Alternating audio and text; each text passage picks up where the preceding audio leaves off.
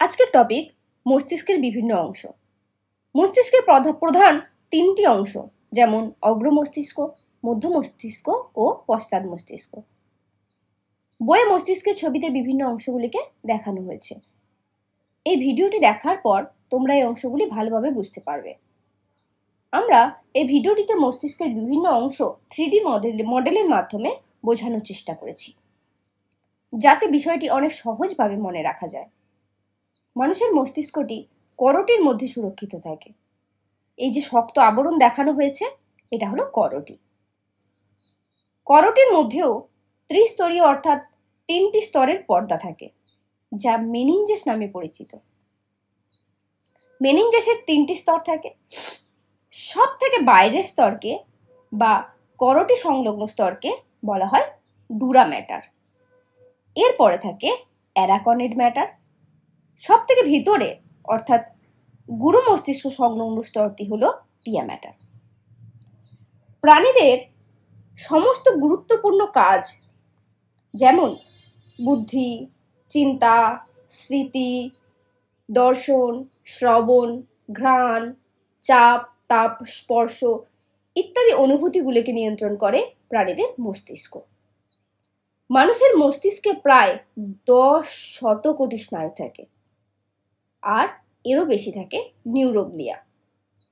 স্নায়ুকোষ ও neuroglia সম্পর্কে আমরা বিশদে অন্য ভিডিওতে আমরা দেখিয়েছি। একজন পূর্ণবয়স্ক মানুষের মস্তিষ্কের ওজন প্রায় 1.36 কেজি। এবার আমরা দেখতে পাচ্ছি মানুষের মস্তিষ্ক 3টি প্রধান অংশ নিয়ে গঠিত। প্রথমটি হলো অগ্র মস্তিষ্ক, যেটি এখানে আলাদা করে দেখানো হচ্ছে।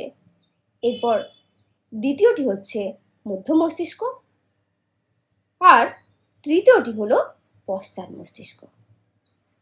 অগ্র মস্তিষ্কের দুটি অংশ, টেলেনসেফালন, যার একটি অংশ হলো গুরু মস্তিষ্ক, আরেকটি হলো ডায়ানসেফালন। থ্যালামাস ও হাইপোথ্যালামাস এই অংশের মধ্যে পড়ে।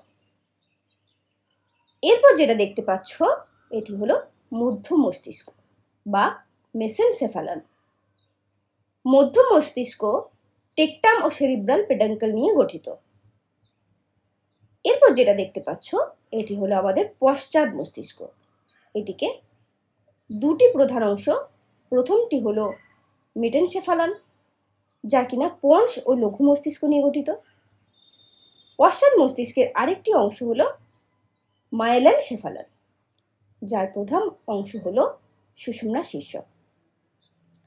মস্তিষ্কের যে অংশগুলি দশম শ্রেণীর জন্য অত্যন্ত গুরুত্বপূর্ণ, সেগুলি এখানে পৃথক করে দেখানো হচ্ছে।